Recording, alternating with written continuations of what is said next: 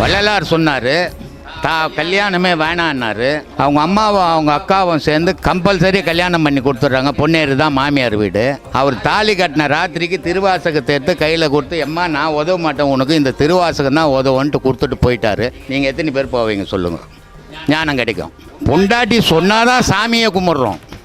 கோயிலுக்கு போனேன்னா பொண்டாட்டி கோயிலுக்கு போனால் தான் போகிறவங்களாம் இருக்கிறான். இல்லைங்க, வீட்டில் வந்த பிறகு சொல்லிட்டு போகலான்னுக்கிறேன், கேட்டுக்குன்னு வரேன்னு சொல்கிறதுக்கு வெக்கப்பட்டுக்குன்னு சொல்லிட்டு போகலான்னு இருக்கிறேன்றான். அந்த மாதிரி ஆளெல்லாம் இருக்கிறான்.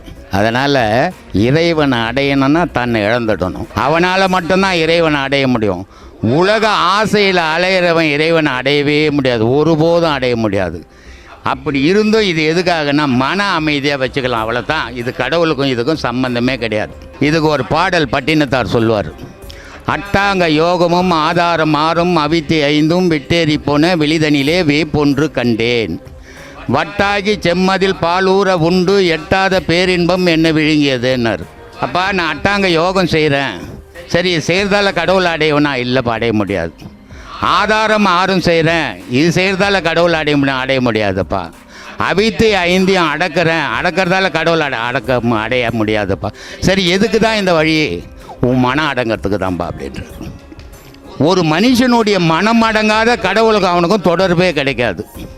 அவன் ஆடம்பர வாழ்க்கையை விரும்புகிறவனுக்கும் கடவுளுக்கும் சம்பந்தமே கிடையாது. அவன் சொல்லுவான், நான் கடவுளை கும்பிட்றேன், நல்லா இருக்கிறேங்கன்னு. கடவுளுக்கு அவனுக்கும் தொடர்பு இல்லைன்னு அர்த்தம். கடவுளுக்கும் அவனுக்கும், கடவுள் அவனை நெருங்கிட்டான்னா இவனுக்கு துண்ணு கூட சோறு இல்லை, அவன் தான் கடவுளோடு நெருங்கி இருக்கிறான்னு அர்த்தம்.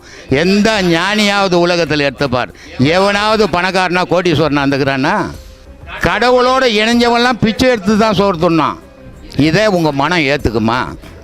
எவ்வளோ சம்பாரிச்சாலும், எவ்வளோ பெரிய கோடீஸ்வரனாக இருந்தாலும் மன அமைதி கிடைக்காது. இந்த ஒரே ஒரு பாதையில் மட்டும்தான் மன அமைதி கிடைக்கும். அந்த மன அமைதிக்கு தான் இதை செய்கிறோம். ஒரு 15 வருஷத்துக்கு முன்னாடியே நான் ஒரு கேள்வி கேட்டேன். கோடியாக பணம் வச்சுன்னுக்கிறான், அவனும் கோயிலுக்கு போகிறான். அடுத்த வேளை சோத்துக்கே வழி இல்லை, அவனும் கோயிலுக்கு போகிறான். இவன் என்ன கேட்டான் சாமிக்கிட்ட, அவன் என்ன கேட்டான் சாமிக்கிட்டன்ட்டு.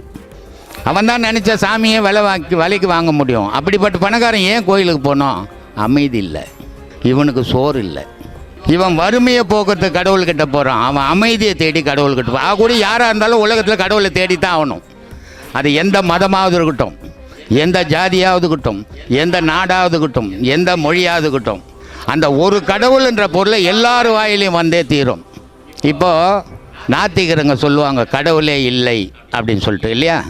கடவுளே இல்லைன்னா அவனே இருக்க மாட்டான்.